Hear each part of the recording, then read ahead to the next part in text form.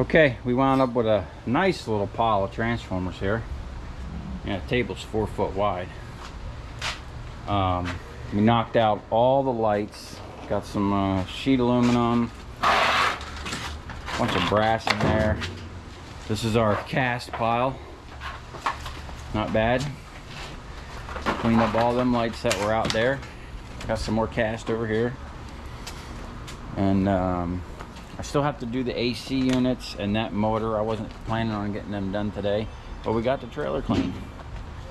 And the only thing, I'm probably going to process this later, are these things right here. Look at all this copper. Big chunks of copper. Look how thick that is. It's just a massive chunk of copper. More over there.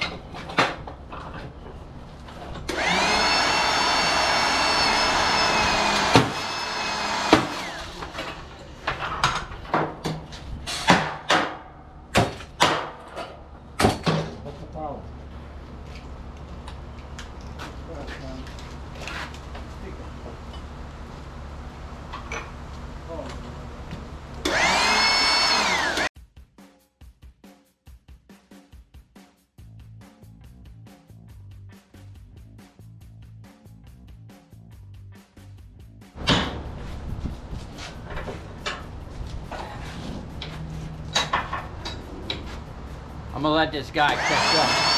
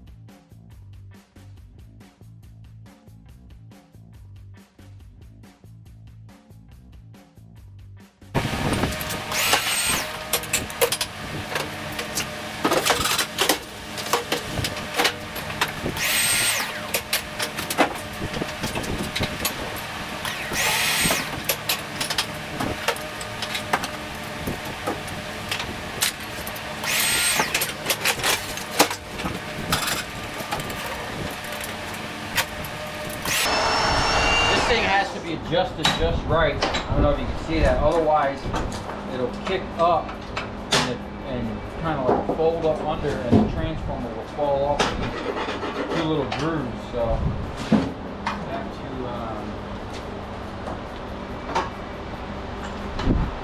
get it adjusted just right. It can't be too tight, otherwise it doesn't want to move.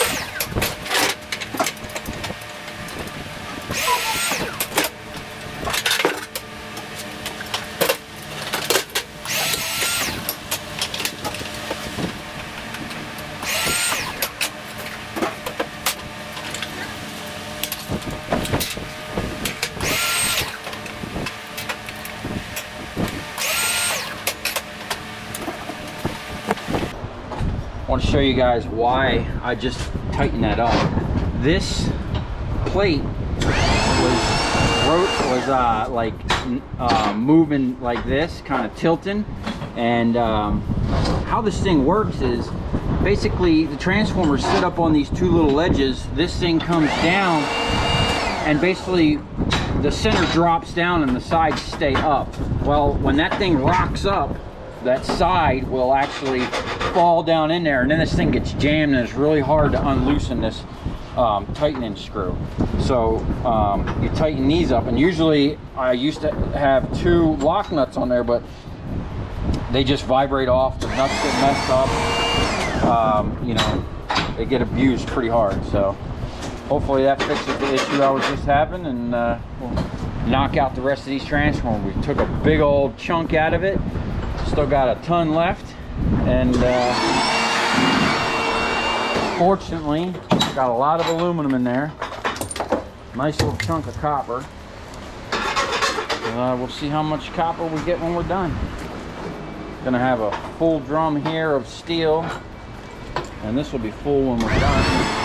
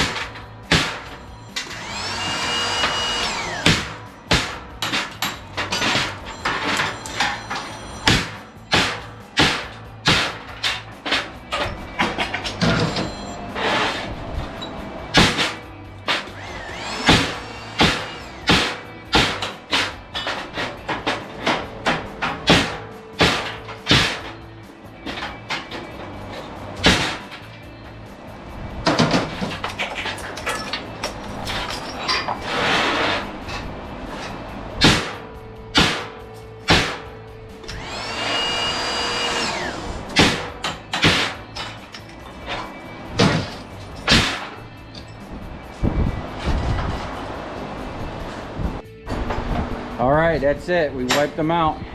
Made a huge mess. When I'm running this machine as fast as I can, I'm literally just slinging steel everywhere. I don't care about the steel.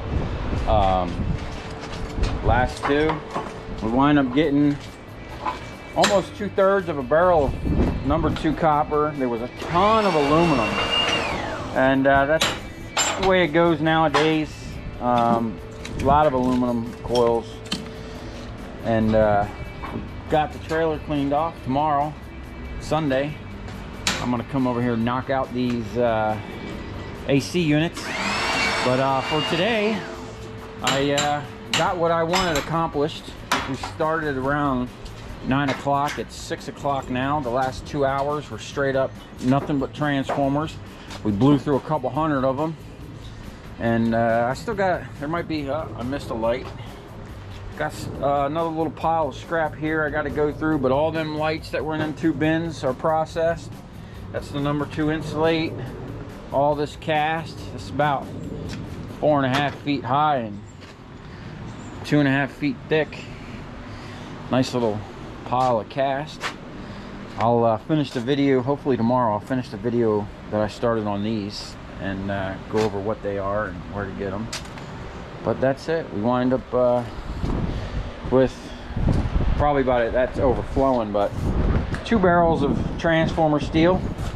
And I'm looking for a buyer for this stuff because this is actually silica steel. Okay, it is now Monday. I did not get to break those down Sunday because no one told me that Sunday was Easter. And out of respect for my neighbors and it being Easter, I decided not to work. But we're gonna clean this stuff up. We made an absolute mess here. And if you ain't slinging steel when you're breaking transformers, you ain't scrapping. So we're gonna get all this. That's all the aluminum. Now I'll probably check these, but he did a good job. He utilizes this to check them. And now I will say that was his second time, I think, running this press.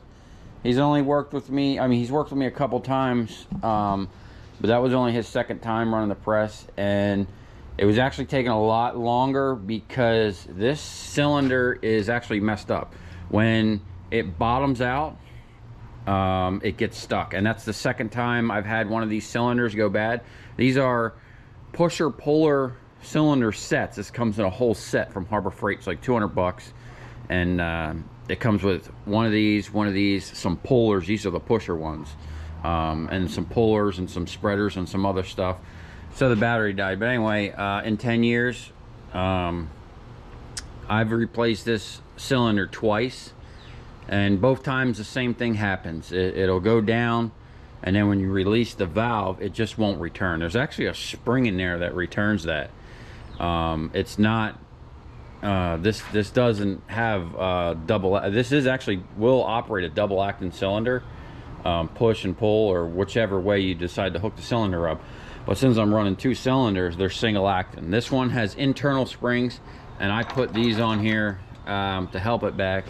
And then this one here, I'm not sure if that one does have internal springs. This is a real deal Enerpac, probably $1,000 25-ton 10,000 psi cylinder. And this is a real deal 10,000 psi 2-speed electric over hydraulic pump. This one here is expensive. I've had it for a long time and have had no issues with it. And this thing, it just cranks out transformers all day long. You can buy cheap ones. We actually have another one around here my friend bought that I hooked up to this machine, and it's a $350 Chinese version of this. And right out the box there were some issues. We had to send it to our hydraulic buddy to fix it and get it set up right. It works pretty good. This one here is, we used a switch. The other one was nice because we just left it running the whole time and used this to operate that. And it was that, I'll actually bring it out here one day and we'll hook it up and I'll show you that. And then this machine here, you see me pull this out because these bolts back here. I'll show you. This is my spacer because I keep this spacer in there now because this broke so many times and it just kept leaning back further and further every time I welded it. That I had the spacer because the thread is actually bottoming out over here. There used to be big wheels here that once it broke, I would just give it a quarter twist on each one.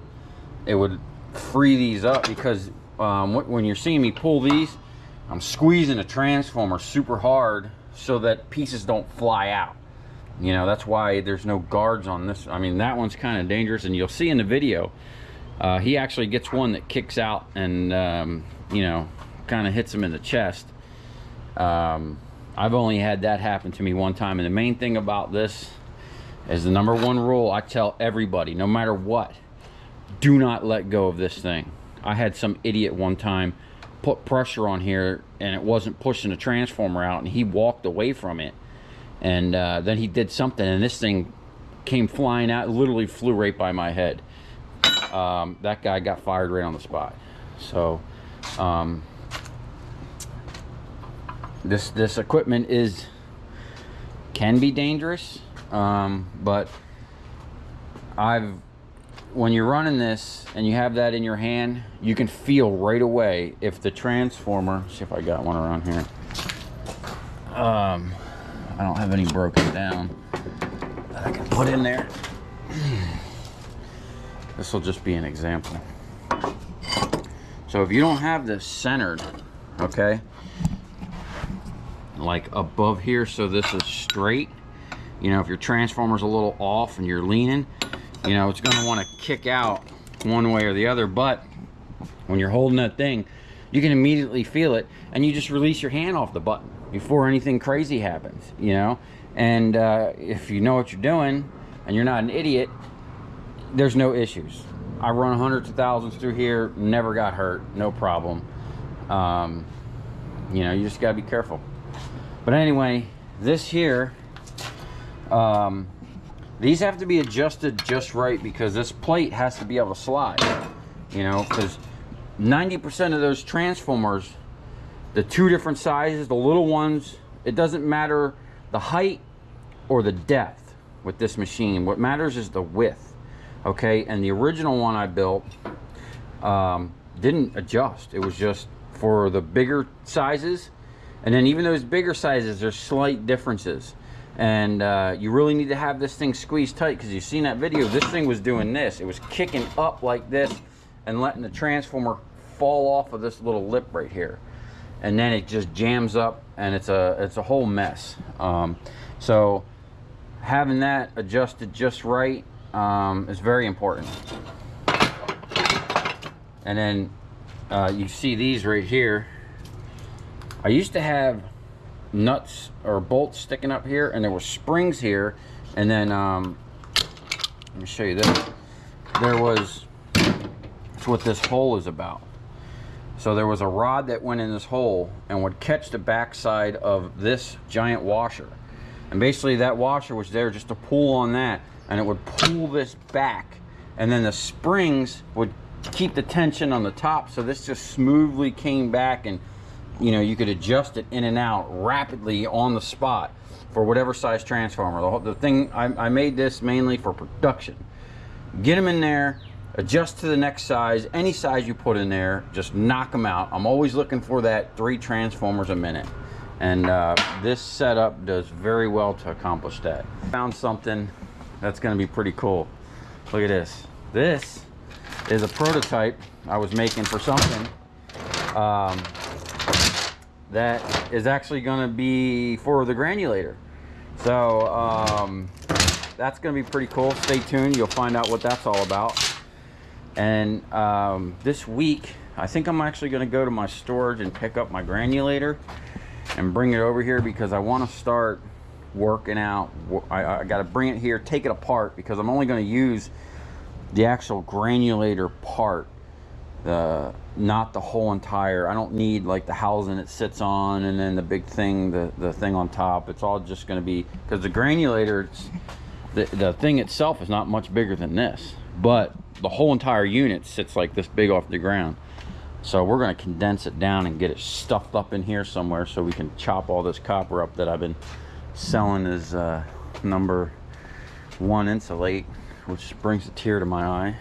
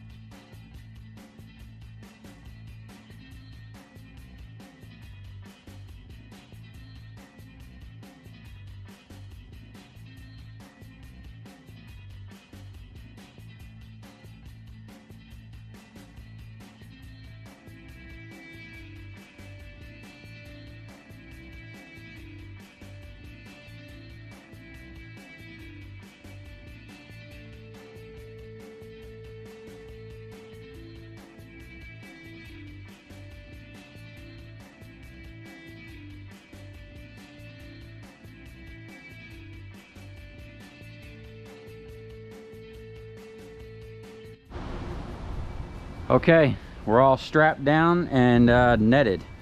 You can never have enough straps. I like to put my stuff on there and then squeeze it in this way first with some straps around the whole thing, and then strap it this way, and then always put some X straps on there, and then nets. I double net everything. I use these are Home Depot nets, and then these are Harbor Freight nets, and you can tell the difference there.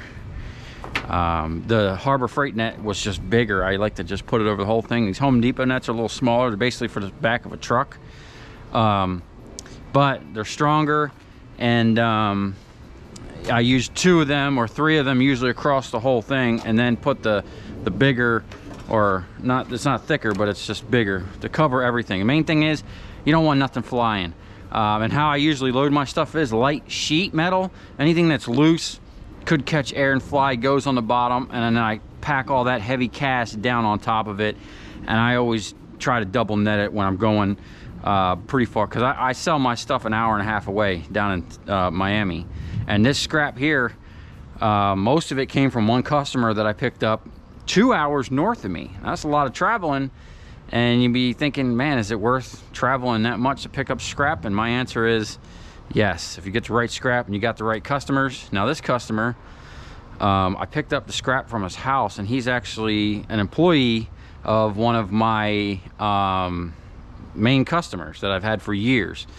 And then you got to think, man, if I got that much scrap from the employee, how much do I get from the actual customer? And my answer to that is a lot. Sometimes so much that it takes more than one trip with the whole back of my truck full and this entire trailer. And I got a couple customers like that. That's why if you go back, watch my other videos where I show you where I get my customers and that website that I use to find good contacts, to me, quality is more important than quantity. Now, one last thing I want to show you before I get on the road, how I strap my stuff down, and certain things I do to make things more efficient. So everything about scrap to me is about efficiency. One, with these nets, first thing you want to do is take off those stupid plastic hooks that come with it.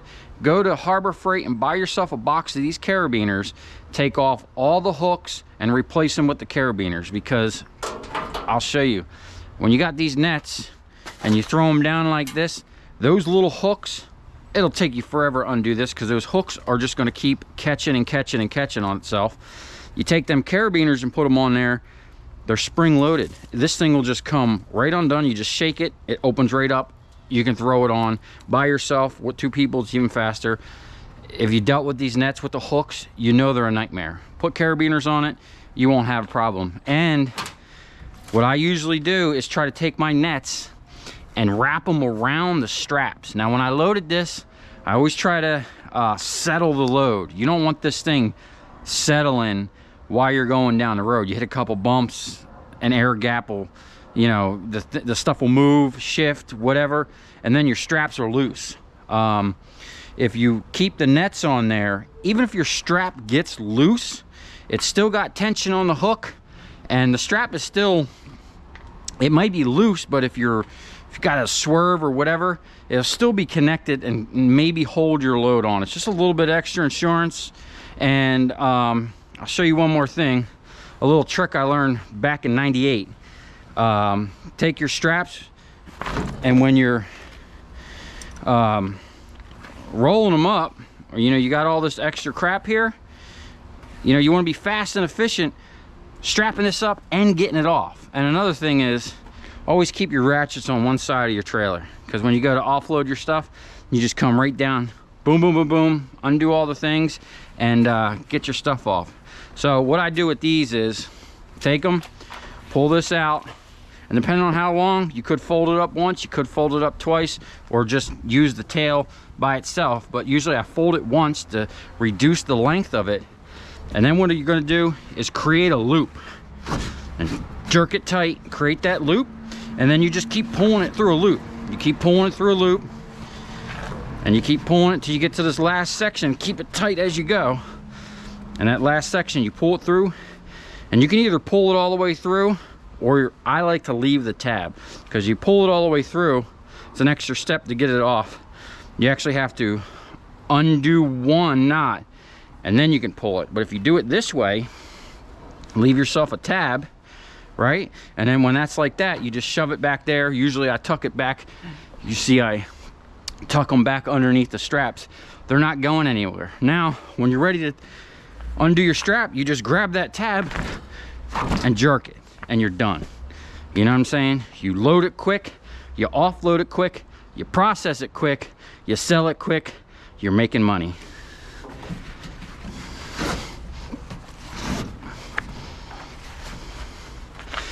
And then one other thing, I have two of these trucks. The other one's sitting over there. It actually needs to drop the fuel tank and remove the fuel sending unit.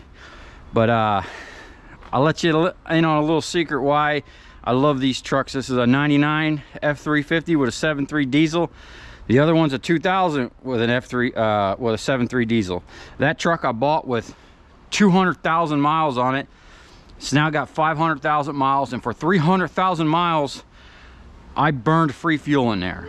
I burned a mixture of used motor oil thinned out with gasoline, and I used to go pick it up and actually charge people $1 a gallon to pick up 55-gallon drums. So people were actually paying me for my fuel. And then I'd get mechanics, they'd give me stale gas, old diesel fuel, whatever. I would thin that.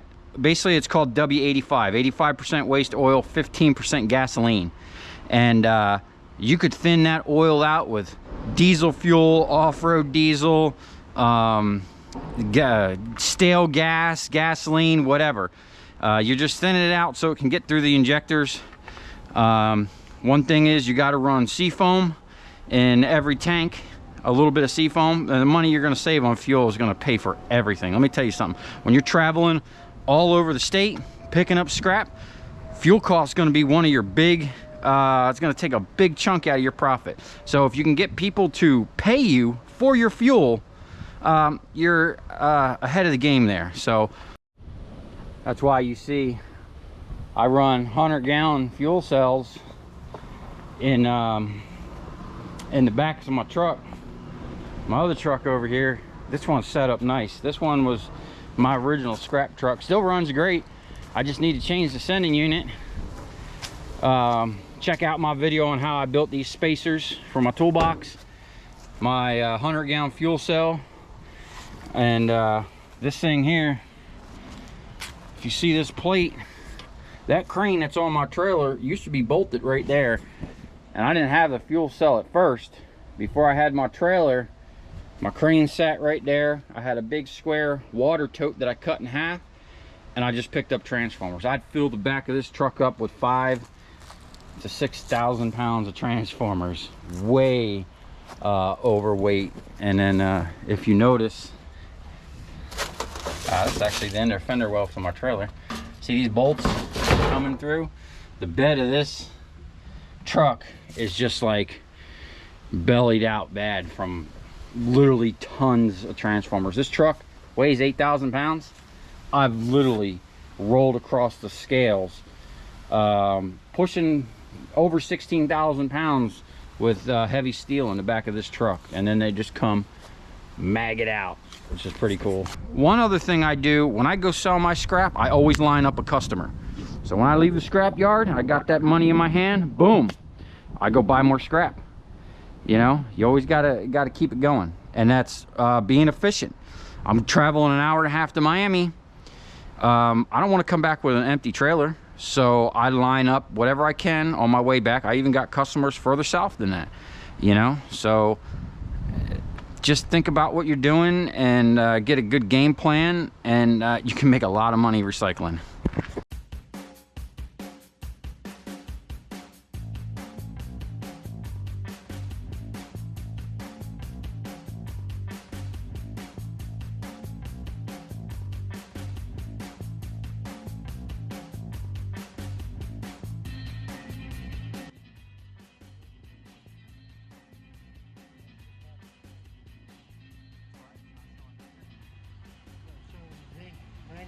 Zinc and 10% aluminum.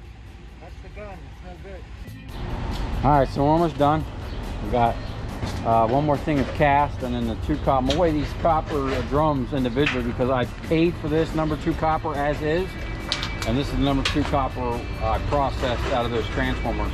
And then you saw we were hitting this with that X-ray gun, and it was malfunctioning. He's actually got to send it back, which is interesting that. Okay, so the battery died. What I was trying to explain is he put the gun on that piece of copper because someone was asking in the comments something about maybe that thing had silver on it, and his gun was actually malfunctioning. He told me before he even tried that he has to send it back, which is funny. He said when he has to send it back to have it repaired, that gun has to be transported with hazmat stickers and all kinds of crazy stuff because it's radioactive. But anyway, for a split second it was working, and it did say that there was some silver in whatever that coating was on that number 2 copper. So I'm actually going to save a chunk of that, and when he gets his gun back, we're going to shoot it again and see if it comes back, because the second time he shot it, it came back 92% zinc for the whole thing, which we know is not correct. But anyway, this is the ticket. Now, most of the time I judge my scrap loads, and if I did good on my copper. My number 2 copper on this one, I made 23.74, and the way I figure things, as long as my copper not only covers the cost of the material, labor, fuel, food, and puts me into some profit. So in total, with the 1100, the 150 for the labor, and 150 for food and fuel, this was the total ticket. I think I had like $1,400 to do that job. Took me 3 days, so it averages out about $500 a day.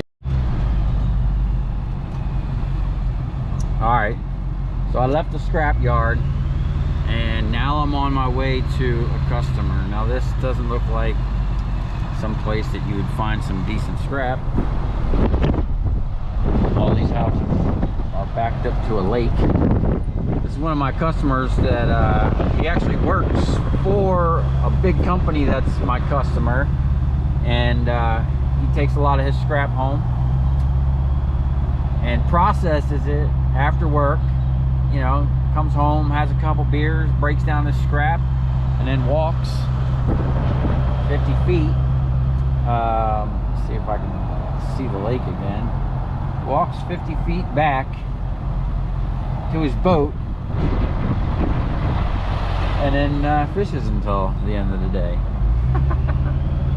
So what better thing to do than to scrap and go fishing.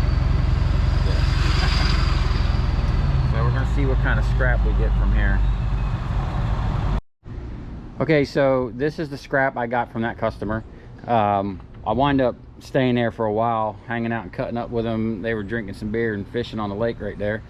But this guy, normally he breaks his scrap down most of the way. All this stuff is broke down. So basically I bought old sheet, cast aluminum, some #1 insulated, #2. There's some transformers in here. Normally he breaks down like the 1,000-watt transformers, but he hurt his arm. So I actually bought a whole bunch of 1,000-watters from him. Normally I'd buy the, a lot of times he gives me the steel, but he breaks down to get that copper out. If you watch my video, how to make $900 an hour processing transformers, these 1,000-watt, you'd be pretty impressed at how much those are actually worth when you break them down. And if you could do 3 a minute, like I can, you can make some serious money on them. Normally, he won't break these down. I always buy the combination. He checks them too. Where's it at? You can usually, yeah, normally he checks them. So, you know, he puts the grinder on it. See, that coil is copper. That one's aluminum. He normally don't break those down. He just sells them to me. The smaller ones, even the double copper small ones, he sells to me. But he does break those down, those 1,000-watters. And I paid like $400 for all this. Probably double my money. You know, the transformers, I usually triple my money on those. The cast, I'm only gonna get I forget, whatever, 20 cents a pound on top of, you know, what I paid for them. Just a little piece there, you know. But it take me, everything here is processed. And the only thing I'm actually gonna run is the transformers, which I'll knock these amount of transformers out in an hour and get my money. So there it is. That's the life cycle of how I buy scrap fast and efficient, process it fast and efficient, and sell it pretty fast and efficient. I made like $1,500 on the deal. Now the first day, it took me 2 hours to travel up to Winter Haven, which is 2 hours from West Palm Beach, to go pick the stuff up. And I hung out and cut up with him for about 3 hours. It wasn't like I was working the whole time. And then 2 hours back, you know, I didn't leave till 12, and I got back at like 7, I think, at night. And then the next day is when we did the 9 hours of processing, and then I had like maybe an hour loading a trailer and an hour and a half to Miami to sell it. You know, so really the one day, 9 hours of hard work, you know, that's where all the money was made. But over the 3 days, it averaged out about $500 a day, and definitely better than working a 9 to 5 for someone, because the 2 days I had, you know, hardly any work involved other than driving and picking the stuff up. And you know, and then I'm always left with, this is what I call effort scrap. It's where I processed a bunch of stuff, I got well into some profit, ran out of time, or just didn't feel like doing it, and I wind up with all this stuff that I'll wind up processing at a later date. And you know, it's like money in the bank. So I think what I'm going to do is make an individual video on this, see what I can get out of it, how fast I can break those down. I don't do a lot of these anymore. I used to let me tell you something. I used to pick up from a trade school where they were teaching people how to service these. Now, AC contractors would donate constantly to the school. So after they do their thing with them, you know, eventually they got to get rid of them. I would literally go pick up trailer loads, the whole back of my truck, that whole trailer stacked higher than that crane, with units like this, everything AC, and you know, multiple trailer loads. Now I don't have the space really to deal with this. I just stick to the stuff that makes me the most money, and it's the quickest to process, which is copper wire and transformers. But as soon as I get into the proper space, I'm gonna start soliciting AC contractors just like I did electrical contractors, and I'm gonna offer them a service that no one's gonna be able to offer them.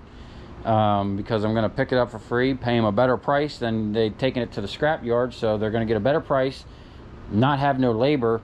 What's pretty cool is I tell all my customers, hey man, check out my YouTube channel. I'll show you how I break this down. And that's another thing. Let me tell you something.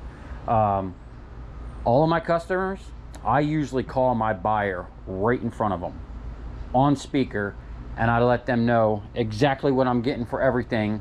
And you know, they obviously know I'm in business to make money, so I put my cards on the table. I show them what I'm getting and what I'm gonna pay them, and usually it works out pretty good. You know, a lot of times I'll even show them my scrap ticket. Hey, you know, because what I usually do is I go sell my scrap and I immediately go buy something, so I got current prices right there in my hand. And I show them my ticket. Hey man, this is what I got today. You know, and they know that they're my prices, and I'm not going to pay them my prices because I'm in business to make money. You know, I'm not here to pick up scrap for free. But that right there, you know, that just shows them you're just being honest with them, and it goes a long way. I can tell you that. And you know, like this guy here, man, I had a blast over there picking up when we hung out. And this guy too, man, I just go out, bullshit with these guys, and you know, pay them cash. So we have a good time. They make out, I make out, everybody's happy. I'm not working a 9 to 5, so that's the main thing. So this is where I've been stashing some stators, and I forgot I had these here. Check this out, these buckets. I brought my granulator over here one day, and I chopped all this up, and then I didn't have the sluice set up, but I separated this with a water hose and my one trough, that final trough, and you can see it's still got, I don't know how well it's gonna come in, still got a little bit of copper in there. I was just playing around. I forgot I had this stuff sitting over there. Now the price of copper, these buckets here, there's probably 80 pounds in there now. I could get, I think, 180 pounds in a 5-gallon bucket of chops. It's got moisture in it. You can see it turning black. But one of the reasons I wanted to chop copper in the first place is my buddy made this. Didn't go too far with it, but we have a homemade kiln that we modify. He got a hold of a electric kiln that was cooked, and we took all the bricks out of it, and he put it in here. And I actually have a couple different size crucibles and stuff. We're gonna get into that, and then I'll show you. I mentioned earlier that I was running them bulbs and sockets through a hammer mill. This is a kind of like an experimental thing we were messing with, and originally this had the same shaft, but it had these plates on it with chains, and I was just running shit through here and beating it up. I can't get it out really, but this is a homemade hammer bulb. But right now, you can see the screen down in there. Right now it's actually set up to chop copper. There's a bunch of blades in there from like a wood chipper, maybe like a pre-shredder. I think I can use this as a pre-shredder, the one I have, which I'll be bringing out of storage here shortly because I need to modify it to get it onto the my table over there. But what I originally wanted to do with this is melt this down, not into like ingots, but I want to make a product. It's one of my goals. I don't know what I want to make, and I'll probably just start by melting down ingots, and I'm probably going to make, someone suggested I should make the biggest ingot on YouTube, and for a while now I've been thinking about making a 500-pound ingot. Okay, so if you come this far, thanks for watching. I really appreciate everybody that's subscribed to the channel, and I really appreciate the people in the comments giving me information about stuff that I was unsure of.